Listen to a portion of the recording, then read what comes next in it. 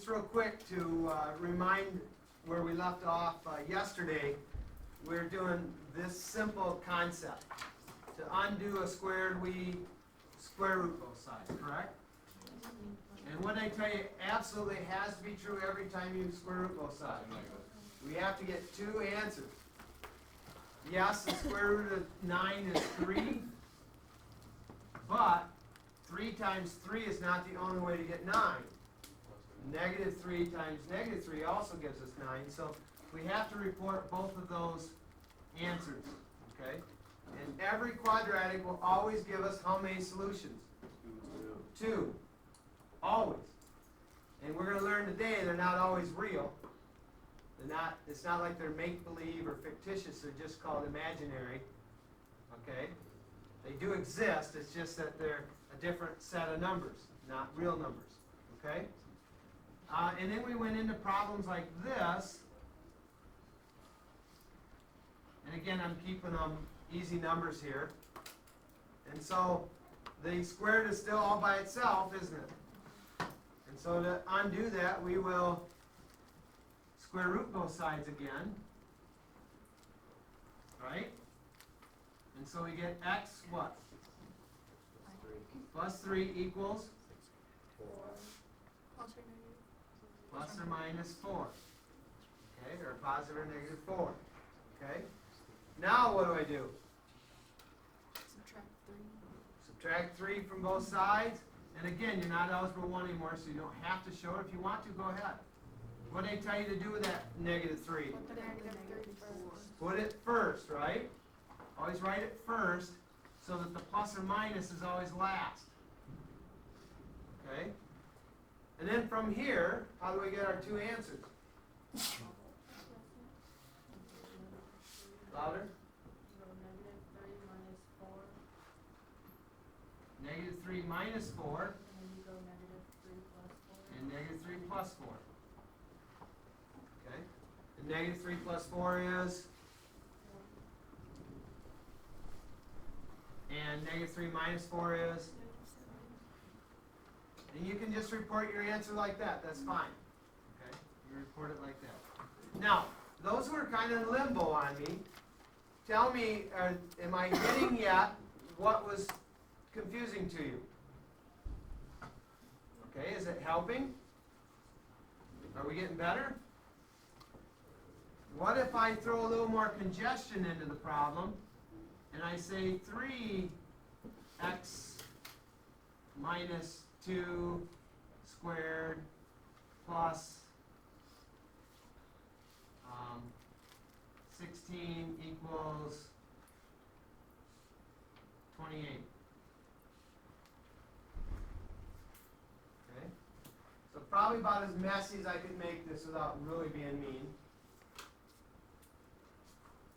What would I do now, Noah? What's that? I divide by 3. I do need to divide by 3. And it can be done now.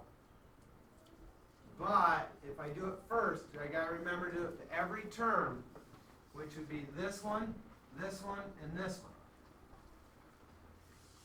And so do I want 16 thirds and 28 thirds if I don't have to have them? So what should I do first then? Subtract 16 first. So I get 3 times quantity of x minus 2 squared equals, what's 28 minus 16? 12. I didn't mean to make this quite this nice. This is too nice. You didn't deserve this nice of one. Sure we did. I'm just kidding. I wanted you to see a little messier problem, but that's okay. What do I do now, Noah? Divide by 3. And again, you don't have to show up. If you want to, go ahead. So x minus 2 squared is going to equal what? 4. Now what do I do? Square root both sides. So I get x minus 2 equals, sorry, let's show that. What's it equal? 2. You guys keep telling me that. Okay. You can't just say it equals 2. You have to tell me plus or minus 2. You have to train your eyes to realize they can't allow you to write a 2 there. It's got to be a plus or minus 2. Right, Sid? Yeah. Okay, now what do I do, Sid? You're gonna add 2 both sides. So x equals, Positive, negative, plus or minus 2. okay, 2 plus or minus 2. And so if I go 2 plus 2, do I have to rewrite this now? These are pretty simple numbers. Can I just say what is 2 plus 2? And what is 2 minus 2? That would be my answer, right? Okay. You will get some more to practice on, okay? I want to make sure we cover what we're going to cover today. I will say this, if we start out something a little simpler, equals 7. We're going to square root both sides, right? And so we get x is equal to plus or minus square root of 7, correct? It's an irrational number, but we're just going to leave it that way. And if I had x minus 5 squared equals 11, then when I do that one, remember we get x minus 5 equals plus or minus square root of 11. And then when I add my 5 to both sides, it goes where? First, plus or minus square root of 11. And we're going to leave our answer that way. Unless they say to round. If they say to round, then we would say, well, what is 5 plus square root of 11? And what is 5 minus square root of 11? We do it on our calculator and we round it off. Okay? So, a couple different ways to leave them. All right. I don't assume that everybody's totally mastered that, but we do have all today and tomorrow. And I want to get through today so that we can have all tomorrow to work on these. And then you can ask me individual questions on the problems that I've given you for tomorrow. Okay? So, the next concept I want us to learn is solving by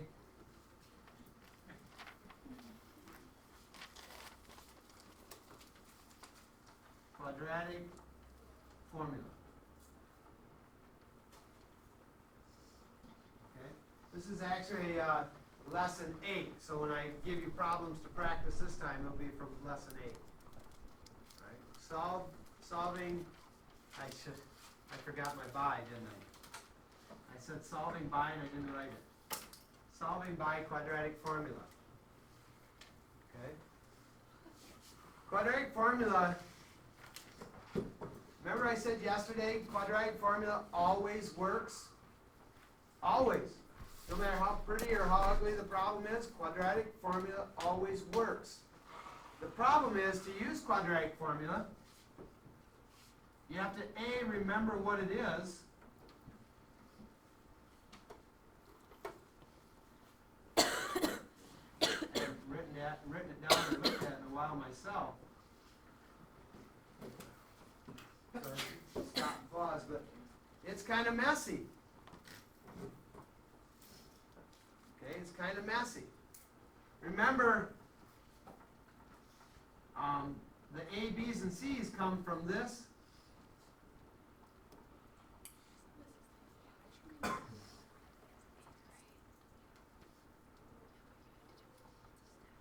That's where the A, B's, and C's come from. Remember what I said yesterday? To solve a quadratic, you must always make sure it's what? Equal to 0. Right? You said integers. I thought you said equal to? No. Equal to 0, right? To solve a quadratic always has to be equal to 0. And so, same thing here. If they throw other numbers over here on this side, then you're going to have to move them over so it's equal to 0. Okay? Alright. Quadratic formula. It's kind of a jumbled mess here. We're not learning this today. But just so you know, this has another meaning to it, that part of it, which later on in the course we'll talk about. Okay? But right now, I just want you to know that. I think the more you see things like that, the easier it is for you to understand it when we get to it. And so I'll throw some little things in like that once in a while just so you understand. Okay? All right. So, let me pause this. Here we go. 6x squared minus 5x minus 1 equals 0. And so let's first of all identify what A, B, and C are. What's A? 6. I'm going to actually write it out over here. A is 6. What's B? -5. -5. Good. What's C? -1. -1. Okay? So now, I'm just a matter of plugging these into this formula. So x is going to equal, does that say negative b? Opposite of b. What was b?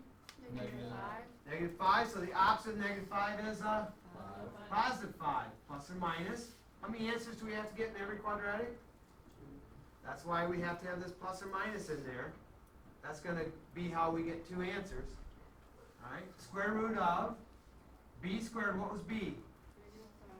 -5. You know the most common mistake I see from people using this formula wrong? They don't put parentheses around that. They type in their calculator -5 squared, and the calculator says the answer is -25. If I square -5, what should I get? A +25, right? But if I type it in my calculator without those parentheses, it's going to give me a -25. Because it's not reading it as -5 squared, it's reading it as the opposite of 5 squared. And so squaring 5 and taking the opposite of that. Okay? So that's the most common mistake. If you're just plugging this in your calculator, make sure you use parentheses. Now, I'm not going to say every calculator is exactly the same. Some of the simple-minded calculators won't deal with that. But and I haven't tried it on these, but I'm pretty positive these would give you the same mistake. Minus 4 times A, which was 6, times C, which was -1, over 2 times A, which was 6. Okay? Now, remember I said the nice thing about this is they work every time? The bad thing is it's kind of messy. The nice thing is you have some really nice calculators thanks to Cargill. Thank you, Cargill. Yeah, and if you have not signed this card, please do so today. All right? We're going to be sending that to them this weekend, I think. So anyway, finishing this up, we go, I'm going to not just plug this in my calculator. I'm going to clean it up a little bit, and then I'm going to let you use your calculator at the end, okay? But you could just plug it all in right now. But we get 5 plus or minus, and let's clean up the inside. What's -5 squared? 25. What's 4 times 6 times -1? So we have a minus a -24, right? Count the negatives. 1, 2, and what's that going to make? A positive, right? So it's going to end up a plus 24 over 12.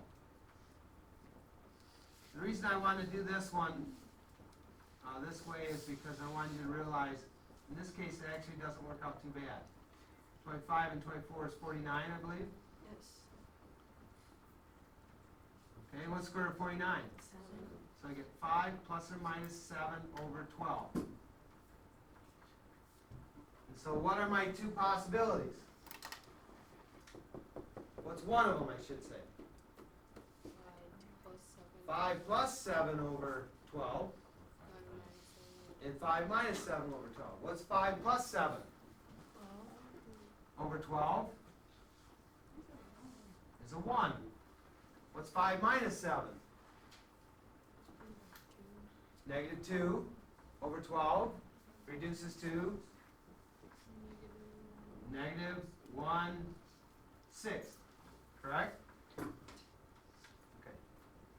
Now, your calculator will give that to you. You could plug it in twice. You could go way back here if you wanted to. Okay? But in doing it way back here, you have to really emphasize parentheses. Or if you waited until you got down to here, you know, all that's done. Okay? All right, any questions on that? No? Do I need to do another one of those? No. Let's do this. I heard maybe a yes, but let's do, we're going to do 3 of these out of the book. I'll pick which 3, and then you can raise your hand if you're still a little foggy. Make sure one of the 3 of us helps you. Okay?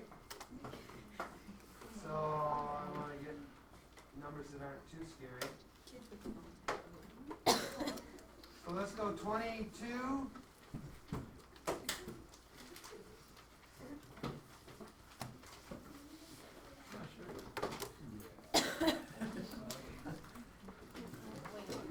Wait, 22, 27, and 29. Page what? Oh, I'm sorry, page number 289. So that was page 289, 22, 27, 29. Try those. I know that we have not mastered this totally, but we'll get more practice on it, believe me, tomorrow. And I want to make sure that we cover one more concept. There's two to go, but the one we have to cover, the other is a way for you to graph it and find the answer and check it.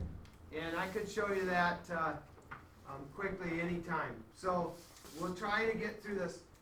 Just so that people understand, know whether they did this or not. In fact, I'll just read off the answers. 22 is negative 1/2 and 3. 27 was negative 2.49 and 0.89. And 29 was negative 0.19 and positive 2.69. Okay?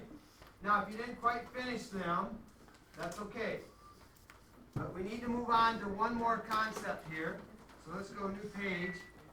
And we're going to talk about imaginary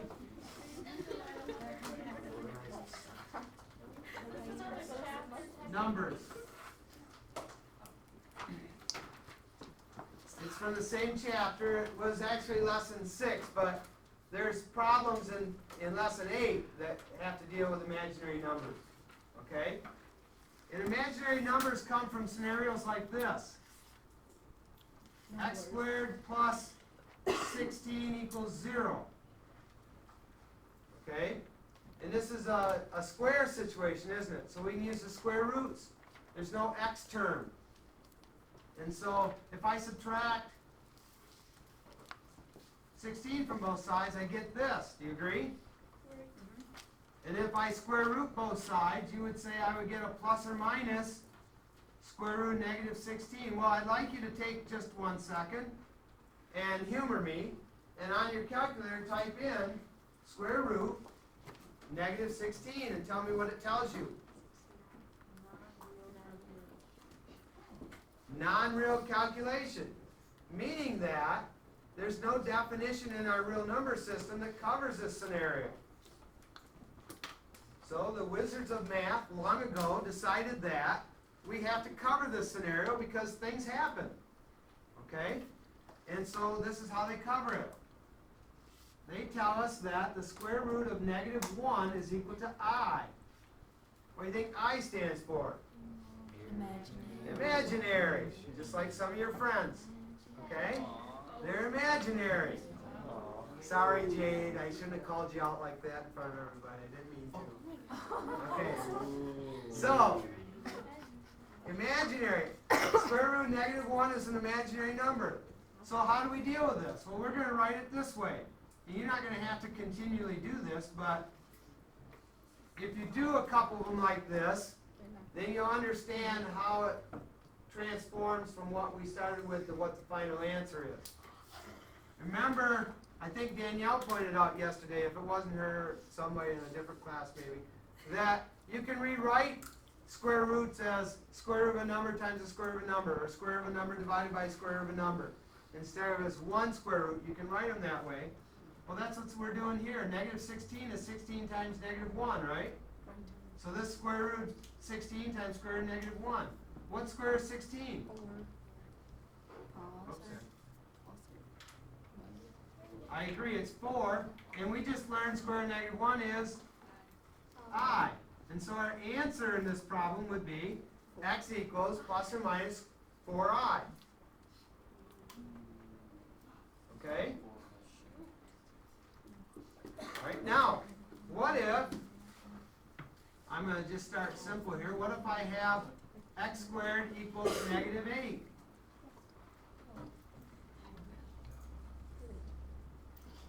How would I solve that for x? This? Square root it, Square root it. What's it? both sides. Okay, thank you. And so again, we get plus or minus. 8. X. X equals. Yep. And, Square root of negative 8. well, Or just so we're going to write it as square root of 8 times negative. square root of negative 1. And you're not going to have to do this all the time. I'm not saying you have to do this tedious step every single time, but the first few times I want to make sure you understand what's happening. You're rewriting this negative 8 as 8 times negative 1. And then what's square root of negative 1? I. Okay? Square root of negative 1 is I. Now, the book a lot of times will write this way. Anybody have an idea why they might write it that way? So the i's not inside. There you go. That's a totally the only reason. They don't want this I to end up inside the radical sign. Okay? So if you're like me and you think, well, this is the appropriate way to write it, which it is, really, the coefficients in front, the variables at the end, then you might want to put a little tail on the end of your square root symbol, your radical sign, so that it doesn't extend over top of the I. Okay? Because that's what can happen if you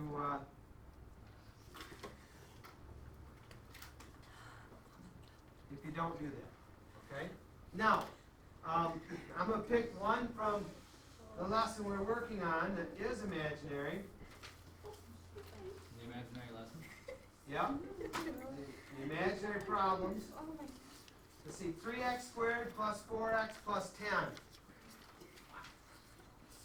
10. 3x squared plus 4x plus 10 equals 0. Okay? Remember, they always have to equal 0, so if it's already equal to 0, you're great to go. If it's not, you're not. And so, quadratic formula, I'm a strong believer that if you write this down a few times, you'll remember it. Okay? If you write it down a few times, you'll remember it. And at this point, I don't believe this is something I need to give you on the test.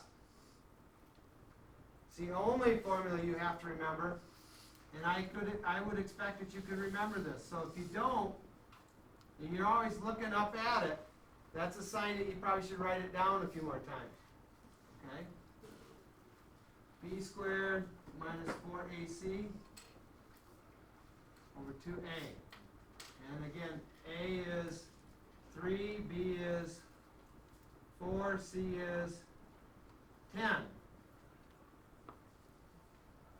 Alright? So I'm going to do this with you. The opposite of 4 is negative 4. I don't want Easton to think I was slighting him. He likes to think of this as a negative 1 times b. And the same thing when he sees something like this. He thinks of that as a negative 1 times 4 squared. And say the opposite of 4 squared, that's a great way of looking at it.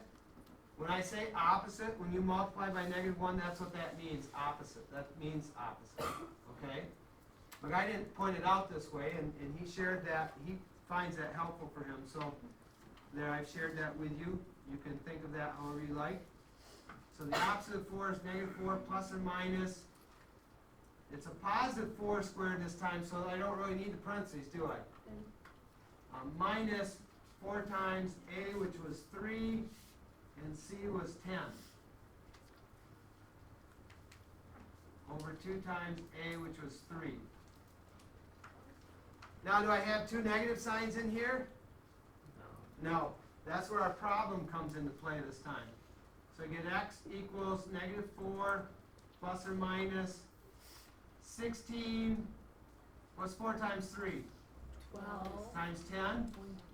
120. So I get 16 minus 120. Is that negative Yes. 104? Yes. Sorry if that's too much to do at once. Don't feel afraid to write it all down. Over 6. Okay?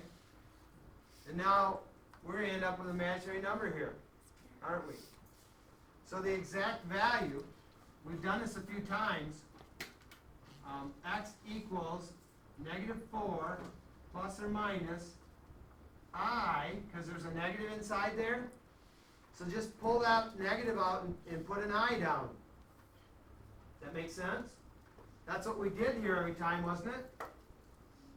Square root of -8 became square root of 8 times I, or I square root of 8.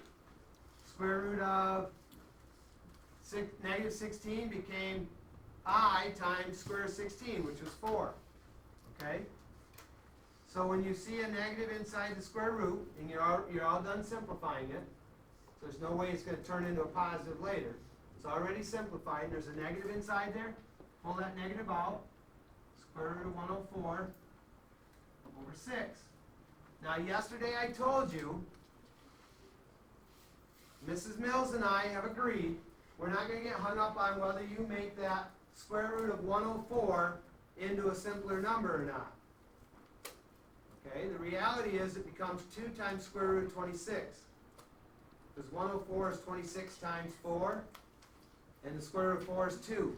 And so we get 2 times square root of 2 times square root of 26. But we're content, at least for now, that we're not going to fixate on that. We'll let you leave it that way as 104 and not have to worry about simplifying it. Okay? But the rest of this you should have written this way. Now, if they ask us to reduce, or to round, well, we have trouble rounding now because we can't throw I into our problem. So this one's not going to round. It's going to have to stay like this. So that's the answer? Yeah. That's the answer. Okay? All right, we only have a few minutes left. Okay, I know you're not all done with what we're working on, but I want to show you how you can check some things we did yesterday. The check doesn't work with imaginary solutions. I'll show you why if we don't run out of time. But what we want to do is type this equation into our calculator, but we're going to type it in. The f of x is already there, and we're just going to type in this part of it. So we type in x squared plus 2x minus 15 into our calculator. So right here's my calculator. So if I go tab, get my line back up. Whoa, what is going on here? Strobe light. Woo. Let me pause this. Let me say that again real quick since I didn't have the recorder on. Where it's crossing right here, which messed everything up, so let me undo. Okay? Where it's crossing, right here and right here, is where the zeros are occurring. That's what we're finding for the x. When we say zeros, we mean they make the equation equal to 0. So the y value would be 0. What is the x value when that happens? And so if you graph it on your calculator, you can go to Menu, Analyze, 0. And it's going to tell you where to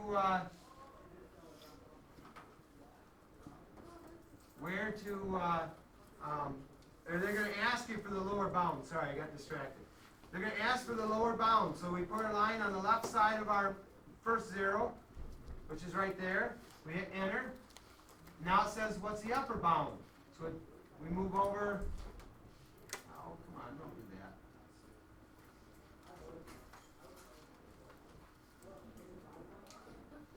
Here we go. We look for we go to the right side of it and press it again. Now I'm going to move this.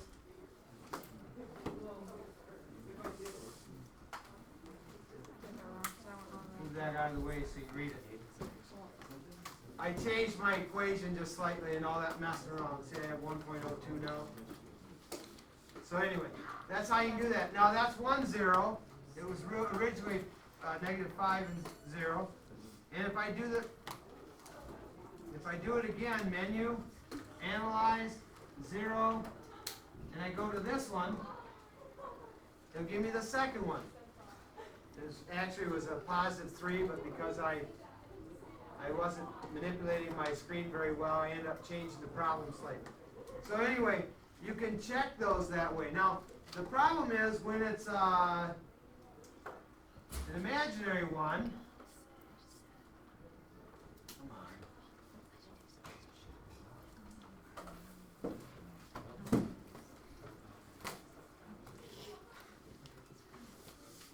There we go. When it's an imaginary one, like the one we just did, what was that last one? Negative x squared Plus 5x minus 7. plus 5x minus 7. And I graphed that. Look at that. It doesn't cross the x-axis anywhere, does it?